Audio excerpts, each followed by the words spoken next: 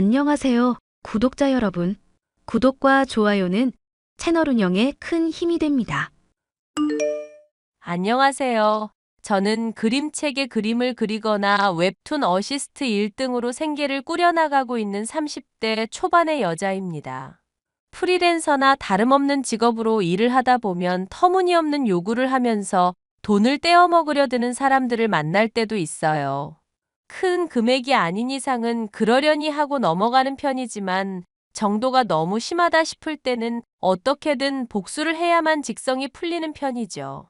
그런데 다른 사람도 아니고 저의 남편과 시어머니가 저를 등쳐먹고 있었다는 것을 얼마 전에야 알게 된 일이 있었습니다. 제 인생을 등쳐먹으려던 인간들을 버려주고 지긋지긋한 구속에서 벗어나게 된 사연에 대해 얘기를 해볼까 합니다. 자기야, 의사 말 들어보니까 엄마 지금 사경을 헤매신다고 하거든? 병원에 가보고 싶은데 나 혼자 엄마 보러 갈 엄두가 나지 않아서 그래. 그러니까 당신한테 부탁 좀 할게. 나 좀 데리러 빨리 와주라. 나 지금 친구들이랑 술 마시고 있다니까? 오랜만에 만난 친구들이랑 술자리 있다고 미리부터 말했잖아. 술은 아직 안 마셨잖아. 그리고 자기도 엄마랑 많이 친하잖아. 요양보호사 중에 자기가 제일 착하고 성실하다고 매일같이 칭찬해주던 사람이 우리 엄마야. 곧 돌아가실지도 모른다고 하는데 얼굴 한번 안 보려는 건 너무하지 않아? 일하다가 오랜만에 가지는 휴식이잖니. 이해 좀 해주라. 그리고 장모님 똥오 좀 치워드리면서 자주 봐와서 아는데 이렇게 쉽게 가실 분 아니셔. 의사가 곧 돌아가실지도 모른다고 말했다니까? 엄마까지 죽으면 이제 나 세상에 혼자인데 그런 상황을 나 혼자 맞이하라는 거야? 부탁이니까 친구들한테 얘기하고 제발 나랑 같이 병원 좀 가자. 요양병원 위치 자기랑 나 있는 곳에서 그렇게 멀지도 않잖아. 응? 아, 진짜 힘들게 하네. 장모님 요양병원에 가셨고 이제는 내 담당도 아니잖아. 그리고 사경 헤매시는 건 이제까지 자주 그랬었고 그 얘기만 이번까지 치면 5번인가 되지 않았나? 매번 같이 가줬으면 됐지. 좀 본격적으로 놀아볼라니까 이 야단이네? 나 정말 힘들어서 그래. 마음이 너무 힘들고 고단해서. 제발 부탁 좀 하자. 응? 자기 차 몰고 가면서 술도 안 마신다고 분명 약속했잖아. 아님, 설마 술 마셔놓고 거짓말하는 거야? 에헤이, 아무리 음주운전 전력이 있어도 그렇지. 사람을 의심하면 쓰나? 알겠어. 알겠으니까 일단 좀 두고 봐. 친구들이랑 얘기 좀 해보고, 그러고 갈지 말지 좀 결정을 하든지 하게. 갈지 말지 결정을 하는 게 아니라 무조건 오라고. 나 자기랑 결혼한 거 엄마한테 잘해주는 모습에 반해서 그런 거였어. 그런데 자기가 이렇게 차갑고 이기적인 사람인 줄 알았으면 결혼 안 했다고. 솔직히 요양보호사로 일한답시고 일주일에 며칠 일하지도 않고 놀러만 다니는 사람이잖아. 엄마 문제로 20번은 넘게 불렀는데 막상 온 건 5번뿐인 거고. 아, 진짜 시끄럽네. 알겠어, 알겠다고. 이제는 하다 하다 사람 노는 것까지도 잔소리야. 아휴, 세상에 남은 유일한 혈육인 엄마마저 폐암으로 인해 죽음을 맞이하게 되자 저는 정말이지 절망적인 마음에 남편에게 거의 생떼를 쓰다시피 했습니다. 하지만 아무리 기다려도 전화를 걸어도 남편은 오질 않았고 결국 저는 혼자 요양병원에 가서 임종을 맞이하는 엄마를 보게 되었는데요. 엄마의 죽음만으로도 가슴이 먹먹해지고 찢어지는 듯 마음이 괴로웠지만 절 기다리고 있는 절망적인 상황은 이것이 끝이 아니었습니다. 전화가 되지 않던 남편의 핸드폰으로 얼마 뒤에 연락이 오더니 병원 관계자라는 사람이 충격적인 소식을 들려준 것이었죠. 남편이 차를 몰고 가다가 트럭과 추돌하는 사고가 일어났다는 것이었습니다. 어머님, 지금 그이가 병원에 가 있다고 하네요. 저랑 같이 가보셔야 할 것 같아요. 아이고 세상에, 이게 무슨 일이다니. 우리 장남이 사고라니. 트럭이 웬 말이냔 말이다. 아이고, 진정하세요, 어머님. 그렇잖아도 내가 얘기했잖니. 법사님이 이 집안에 흉흉한 일이 일어난다고 예언하셨는데 끽해야 돈 2천만 원을 아까워하다가 이런 야단이 났구나. 트럭이랑 추돌이 났는데 다리가 다 작살이 났다는 게 대체 무슨 얘기인지 모르겠구나. 자세한 건 병원에 가서 확인해 봐야 할 것 같아요, 어머님. 사돈 양반은 죽고 우리 집안 장손이 장애인이 되다니. 아이고 세상에. 하늘도 무심하시지. 아픈 사람 돌봐주는 걸 보람으로 느끼던 애한테 이게 무슨 일이란 말이냐. 대답 좀 해보거라. 세상이 대체 왜 이렇게 돌아가는 거냐, 응? 이게 대체 어떻게 된 거니? 어머님, 진정하세요. 응급실로 가는 중에 얘기 들어봤는데, 그래도 생명에는 지장이 없을 것 같더라고요. 세상 일 모르는 거다. 멀쩡하던 사람도 하루아침에 픽픽 쓰러지는 거 모르니? 사돈 양반이 죽고 우리 장손이 갑자기 장애인 될 줄 알았냔 말이다. 너야 그림 그리는 애니까 직장 생활 안 해도 상관없는데 우리 장남은 사회생활을 해야 하는 애가 아니냐. 일단 저랑 이동부터 하시죠. 서방님이랑 동서한테도 다 얘기는 해놨어요. 친구랑 놀면서 술 마신다던 애가 그 시간에 대체 왜 이동을 하고 있었던 건지도 모르겠다. 넌 뭐 아는 거 없니? 사실 엄마가 임종 앞두고 있다고 병원에서 연락을 받았거든요. 그래서 마음이 너무 힘들어서 남편한테 와달라고 부탁을 했거든요. 뭐, 그럼 이 야단이 난 게 다 너 때문이라는 거냐? 그이한테도 그렇고 어머님한테도 제가 정말 면목이 없어요. 아이고, 명 정해진 사람 때문에 우리 장남이 다리를 잃게 됐다는 거니? 네가 이 집안을 말아먹으려고 아주 작정을 했구나. 우리 애, 앞날 창창한 우리 장손. 내 아들 철수 어떻게 책임질 거니? 죄송해요, 어머님. 제가 이 일평생 동안 책임지고 꼭 갚을게요. 엄마가 돌아가신 마당에 남편까지 크게 다치고 다리가 하나 아예 날아가는 사고를 겪게 되자 충격은 정말이지 이루 말할 수 없을 정도였습니다. 그날로부터 저는 장애를 얻은 남편은 물론 시어머니에게까지 결코 지워지지 않을 양심의 가책을 품게 되었습니다. 만약 남편을 부르지 않았더라면, 빨리 와달라고 재촉하지 않았더라면 숱한 가정들로 스스로를 괴롭히는 나날이 계속되었죠. 어떤 때는 차라리 시어머니가 저를 막대해 주시는 게 마음이 편할 지경이었습니다. 너 지금 와서 당장 화장실 청소 좀 하거라. 김장도 100포기 정도 한 번에 해둘까 싶은데 그것도 거들고. 네, 어머님. 엄마, 집사람 그림 의뢰 쌓인 게 지금 3건 정도 돼서 바빠. 차라리 내가 가서 도울 테니까 집사람은 좀 쉬게 해줘. 철수 너 지금 무슨 소리를 하는 거냐. 장손이 어디 여자들 하는 부엌일에 나선이만이 하고 있어? 너 다리 잃고 변변한 요양보호사 일도 때려치우게 됐으니 이제 그것밖에 없다며? 이런 사소한 일에는 신경 쓰지 말고 공무원 공부나 열심히 해. 그래도 나 먹고 사는 건 집사람이 돈 벌어와서 그런 거잖아. 게다가 집사람은 그림 그리는 사람이라 손도 아껴 써야 하는 거 몰라? 내가 다리가 날아갔지. 손이 잘린 게 아니잖아. 그 불편한 다리로 여기까지 어떻게 온다는 거니? 화장실 청소는 어떻게 한다는 거고? 철수 너 지금 제정신으로 하는 소리냐? 여보, 그만해. 어머님, 제가 당장 갈게요. 동생 내외도 있는데 왜 이런 일을 꼭 집사람 시키는지 이해가 안 가서 그래. 내가 그래야 직성이 풀려서 그런다. 됐니? 너 다리 장애 만들었는데 이 정도도 못 부려 먹는다고 하면 세상 사람들이 다 비웃겠구나. 그리고 법사님도 이렇게 해야 업보를 털 수가 있다고 했어. 그러니까 잔소리 말고 내가 시키는 대로 따르게나 하거라. 나도 이제 몸 다 회복했고 장애인 된 상황도 적응했어. 엄마가 이럴수록 오히려 내 마음이 더 힘든 걸 왜 이해 못 해줘? 집사람 자꾸 괴롭히면서 이 문제를 상기시키는 것 좀 그만해. 자꾸 양심의 가책 건들지 말라고. 자기, 나 위해서 걱정해 주는 건 고마운데 어머님이랑 너무 싸우지 않았으면 좋겠어. 그게 무슨 소리야? 엄마가 당신한테 괜히 심술 부리는 걸 참으라고? 김장이며 화장실 청소를 당신만 해야 한다는 법이 정해진 것도 아니잖아. 그리고 업보니 뭐니 하면서 대놓고 당신 괴롭히고 있는데 그걸 어떻게 참아? 이래야 내 마음이 편해서 그래. 차라리 어머님처럼 대놓고 말해주니까 오히려 좋다.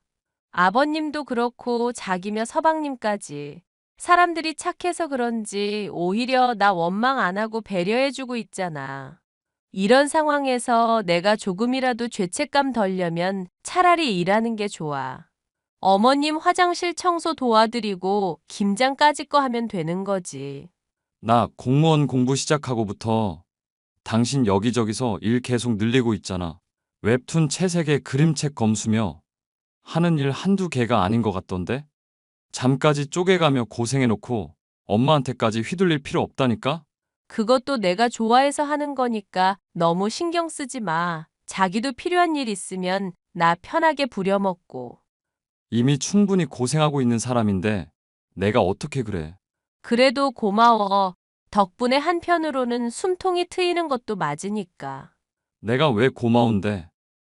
고생하는 건 당신인데. 나 원망 안 하고. 그렇게 노는 거 좋아하던 사람이 친구들하고 만남도 죄다 끊었잖아. 사고 난 거 핑계로 놀러 다닐 수도 있었을 텐데.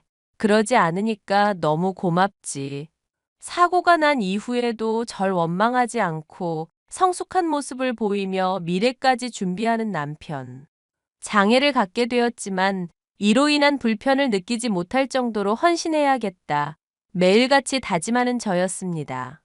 하지만 아무리 그러한 다짐을 하고 있다고 하더라도 시모의 무리한 요구는 나날이 수위를 높여가고 있어 점점 감당하기가 어려워지고 있었는데요. 나 내일 집 비울 테니까 와서 집이며 화장실이며 청소도 좀 해놓거라. 명절이라고 둘째도 올 텐데 집을 한번 대청소를 해야겠다 싶어서 그런다. 네, 어머님. 조만간 제가 방문을 한번 할게요. 제가 지금은 지방에 잠시 출장 온 상태라서요. 프리랜서라는 애가 출장은 무슨 출장이니? 계약건 때문에 담당자랑 얘기도 할 겸 취재도 할 겸 지방 내려온 상황이거든요. 그래서 여기서 이틀 정도 있다가 집에 가려고 마음먹고 있었어요. 아니, 그럼 우리 철수 돌보는 건 누가 한단 말이니? 너 이러고 있는 동안 철수가 혼자서 낑낑거리면서 밥도 차려 먹어야 한다는 거냐?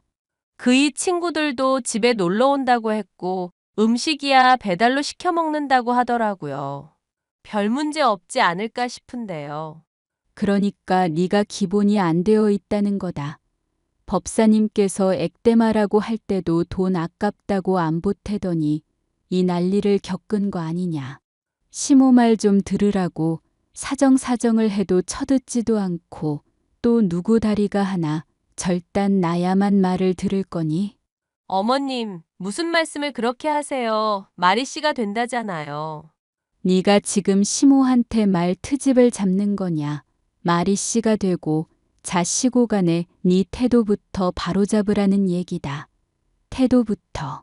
너야 집 떠나서 혼자 여기저기 여행 온 기분 내면 좋겠지. 퍽이나 즐겁겠지. 그런데 우리 철수는 다리 하나 날아가서 제대로 걸어 다니지도 못하는데 여행을 즐길 마음이 생기디. 그이도 저 며칠 더 있는 거에 동의했어요, 어머님. 제가 오히려 일찍 가면 친구들이랑 오래간만에 만나는 것도 지장 생길 테고요. 집 어질러도 되니까 편하게 쉬라고 말해두고 와서 그이가 정말 좋아했는데요. 내가 너였으면 다리 다친 애가 걱정돼서라도 어떻게든 짬내서 들여다봤겠다.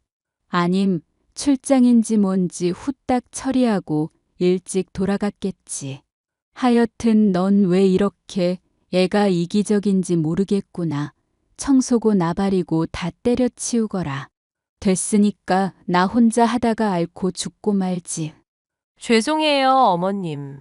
뭐 너도 돈 벌려고 하는 거니까 내가 어느 정도는 이해한다. 하지만 돈이든 사람이든 다 때가 있는 법이야. 그리고 자리를 비우거나 못하게 되면 말로만 때우지 말고 성의를 보여야 하는 법이고. 내 마침 코트가 하나 필요한 것 같은데 선물해주고 싶은 마음이 있으면 용돈 좀 붙여보든지. 그렇잖아도 어머님 생일 곧 다가오고 있잖아요. 그럼 그것까지 묶어서 선물로 드리면 될까요? 무슨 헛소리를 하는 거니? 생일 선물은 생일 선물이고 성의를 보이는 건 성의를 보이는 거지. 그걸 왜 묶음으로 처리하고 있어? 넌 나랑 철수합이. 나중에 죽고 나면 세트로 제사상 차릴 거니? 나날이 수위를 더해가는 시모의 무리한 요구 때문에 저는 점점 스트레스를 받고 있었는데요. 그래도 남편에게 제가 잘해야 하는 것은 맞다고 생각은 들었습니다. 다리를 잃고도 절 한 번도 원망하지 않았던 남편을 아무리 친구들이랑 있다고 하지만 내버려 두는 게 마음이 좋지 않아 출장을 얼른 끝내고 집에 돌아갔죠. 늦은 저녁 도착한 집에서는 술 냄새가 풀풀 풍기고 있었는데요. 공무원 시험을 치러 합격하겠다던 남편은 오랜만에 마신 술로 인사불성이 되어 있었습니다. 친구들과 널브러져 있던 남편을 깨워 침대에 눕히려고 하던 저는 이상한 이야기를 들을 수가 있었죠.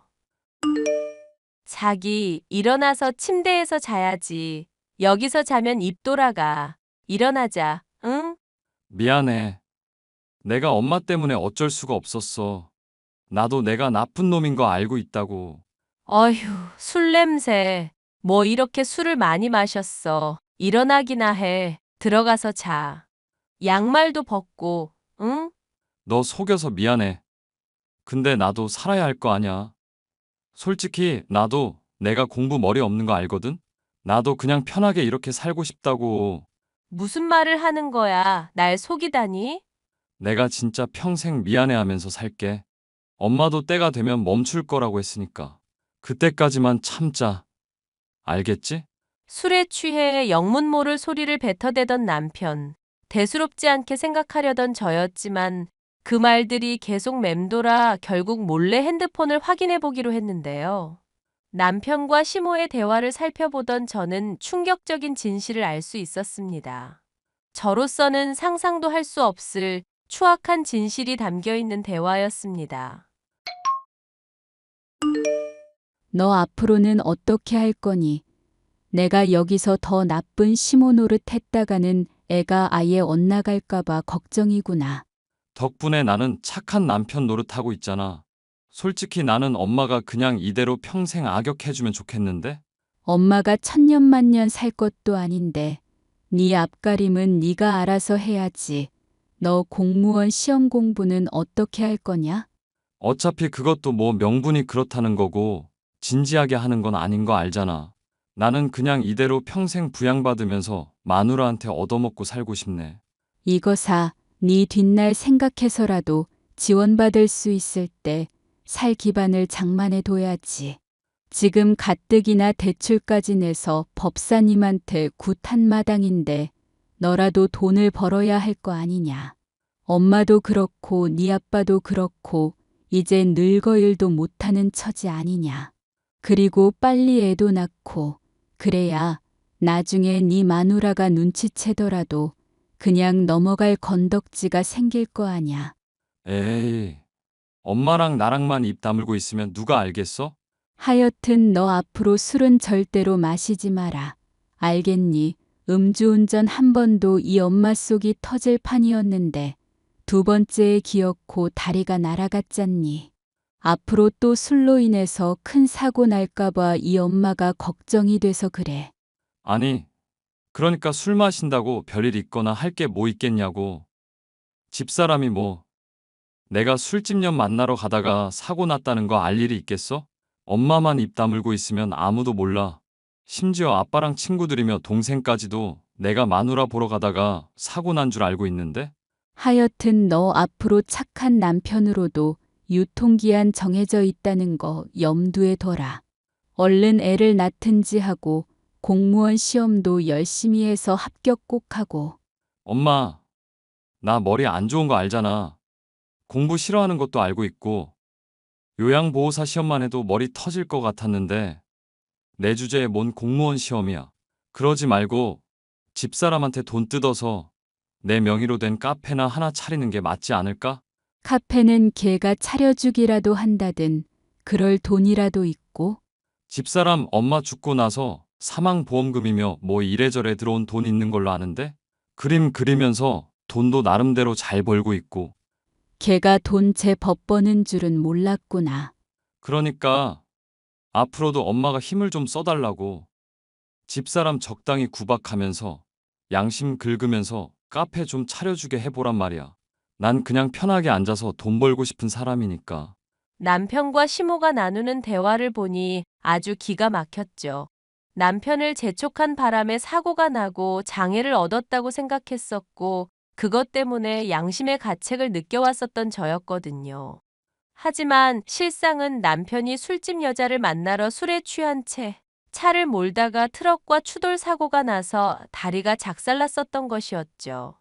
이 사실을 제게 알리기는커녕 오히려 숨기고 사람을 이용해 먹으려던 시모와 남편. 저는 둘이 나눈 대화를 캡처하는 한편 더 확실한 증거들을 갖추어 깔끔하게 갈라서는 것이 답이라고 생각하게 되었습니다. 저에게 더는 그들을 부양할 이유가 없어졌죠. 저는 적절한 폭로의 순간이 찾아오길 기다렸습니다. 곧 다가올 명절이 좋은 시기라고 생각했고, 그동안 저는 제게 조금이라도 이득이 될 수 있을 방향으로 이혼하기 위해 변호사도 알아보는 등 분주하게 움직였습니다. 명절이라고 모이니 좋구나. 그래, 이게 세상 살아가는 낙이지. 하지만 딱 하나가 더 있으면 좋을 텐데. 에이 엄마, 내 다리 얘기는 언제까지 할 거야? 명절에 가족들 다 모인 날까지 그런 얘기를 해야 해? 그게 아니다. 네 다리 하나 날아간 거 얘기하려는 게 아니라 아이가 있으면 좋겠다는 거다. 아이요? 너랑 우리 철수 결혼한 지도 벌써 3년은 넘었다. 남들 손주 손녀를 몇이나 낳았을 시간에 아직 애 하나 없는 게 말이나 되는 얘기냐? 저는 아직 애를 가질 마음이 없네요. 뭐? 일하느라 제가 많이 바쁘잖아요. 그리고 그이도 아직 공무원 시험 합격한 것도 아니고, 백수나 다름없는 상황이고. 너 뭐라고 했니, 백수? 집사람이 먼 길 오느라 좀 피곤해서 그런가 봐. 신경 쓰지 마 엄마. 그래. 내가 그렇잖아도 부를 때마다 별의별 핑계를 다 대서 얼굴 보기가 힘들었었지. 너 잘 왔다. 아가 온 김에 화장실 청소 좀 하거라. 하수구에 있는 머리카락도 다 제거하고 락스 뿌려서 빡빡 살균 청소해. 알겠니? 네, 어머님. 자기야. 어머님이 화장실 청소하래. 얼른 가서 머리칼 제거하고 락스 뿌리고. 다리 하나 없어도 잘할 수 있지? 인연이 진짜 미쳤나. 감히 귀한 장손한테. 그것도 시험이 보는 앞에서 청소를 시켜? 다리 불편한 애 시키지 말고 네가 직접 해. 이 미친년아. 왜 그래 엄마? 언성 높이지 마. 지금 집사람이 많이 예민한 상황이라 그래. 예민하긴 뭐가 예민하다는 거냐. 다리 잃은 너나 귀한 장손 다쳐서 맘고생 중인 내 마음을 알면 감히 지가 예민할 수가 있니? 너 당장 화장실 가서 다 치워놓거라. 당장 청소해. 혀로 핥아도 될 정도로 변기 깔끔하게 해라. 청소 다 끝나면 니년 할게 할 거니까 빨리. 아들 시키지 말고 네가 직접. 니나 직접 하세요. 미친년아. 뭐 미친년. 너 지금 시모한테 뭐라고 했니 미친년? 이게 대낮부터 술을 처먹었나? 시모한테 미친년. 왜 더 욕해줄까? 미친년아. 이 사람 같지도 않은 년아. 저는 소리를 질렀고 명절이라 모인 사람들의 시선이 죄다 쏠렸습니다. 남편은 왜 이러나 하는 표정이었고 시모는 황당한 듯 헛웃음을 흘려대더군요. 그 얼굴을 뭉개지게 하기 위해 저를 속여왔었던 두 사람에 대한 이야기를 죄다 폭로했습니다. 사람들이 수군거리고 시모와 남편의 얼굴은 분칠이라도 한 것처럼 새하얗게 질리더군요. 이 미친년 미친놈아, 너희가 그러고도 사람이니? 아내 엄마 죽은 날에 다른 여자 만나러 간 놈이나 그런 놈도 지 새끼라고 장애인 된 뒷감당을 며느리한테 시키려는 년이나. 할 말 있으면 해봐. 여보. 미안해. 난 정말 이러고 싶지 않았고, 당신한테 미안하다고 생각하고 있었어. 당신이 알면 이혼할 것 같다고 해서 나도 어쩔 수 없었다고. 그걸 말이라고 해? 차라리 잘 됐다. 쓰레기 같은 인간. 이제 양심의 가책 없이 버려줄 수 있을 것 같아서.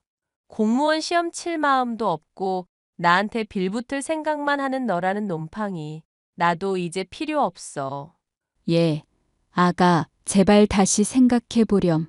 철수는 정말 속이고 싶지 않아 했고, 너한테 미안하다고 그랬었던 애다. 그런 애를 꼬드긴 날 탓하렴. 응? 내가 왜 대기하라는 대로 해야 하는데? 음주 운전하다가 장애 얻은 아들이라도 아주 이뻐 죽겠지? 그럼 대기 평생 키워. 여보, 정말 내가 이렇게 무릎 꿇고 빌게. 사람들 앞에서 장씨 집안 장손이 이렇게 빈다. 응? 한 번만 용서해주라. 내가 정말 앞으로는 이런 일 절대로 없게 할게. 술도 안 마실 거고. 당신이 하라는 대로 정말 다 할게. 세상에 이게 무슨 일이니? 아이고, 법사인가 그 인간이 액땜 굿을 하면 다 잘 풀린다고 해서 3천만 원이나 대출로 갖다 바친 마당이다. 그런데 대체 무슨 난리냔 말이다. 아이고, 내 팔자야. 점쟁이가 이런 일까지는 예측을 못했나 봐. 하여튼 기생충이나 다름없는 당신들 더는 부양하고 싶은 마음도 없고 그동안 줬었던 것들 다 토해내게 할 테니까 그런 줄이나 아셔. 여보, 내가 정말 미안하다고 하잖아. 이거 다 엄마가 시킨 거라고. 며느라가 네가 이러면 안 된다. 우리 아들 딸이가 어쩌다 이렇게 됐는데. 네가 정말로 철수한테 잘했거나 진즉에 애를 가졌으면 애가 술을 마시러 가지도 않았잖니. 내가 법사님한테 그간 갖다 바친 돈만 1억이 넘는다. 그거 절반이라도 메꾸고 가거라. 응? 말하는 꼬락서니 보니까 정신 차리는 건 이번 생엔 불가능한 모양이네. 계속 그렇게 본인들 잘못 곱씹으면서 평생 후회하면서 살아. 수고. 여보, 며느라가 명절에 숱한 사람들이 모인 자리에서 두 모자의 추악한 진실을 폭로한 저는 미련 없이 자리를 떴고 일사천리로 이혼까지 진행하게 되었습니다.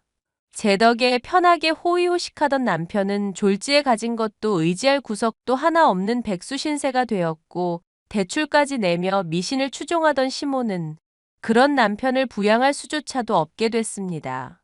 이 일련의 사건을 알게 된 시아버지는 큰 충격을 받아 알아눕게 되었고 서방님은 괜히 돈으로 얽히기 싫어 아예 연을 끊었다는 것까지가 제가 듣게 된 마지막 소식이었는데요.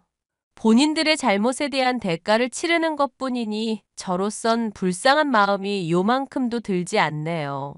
기생충 같던 두 모자에게서 벗어나 자유를 찾게 되기까지의 사연이었습니다. 만약 제가 양심의 가책을 못 느껴 출장에서 일찍 돌아오지 않았더라면 이 사실을 죽을 때까지도 모른 채 고생만 했을지도 모를 일이었죠. 이런 이야기를 들은 주변 사람들도 너무 다행이라며 모질게 고생한 저를 위로해주고 있어요. 사연 들으시는 분들께서도 그간의 고생을 불쌍히 생각해 주시고 위로와 격려의 말씀을 해주시면 너무 힘이 될 것 같네요. 마지막까지 들어주셔서 감사합니다.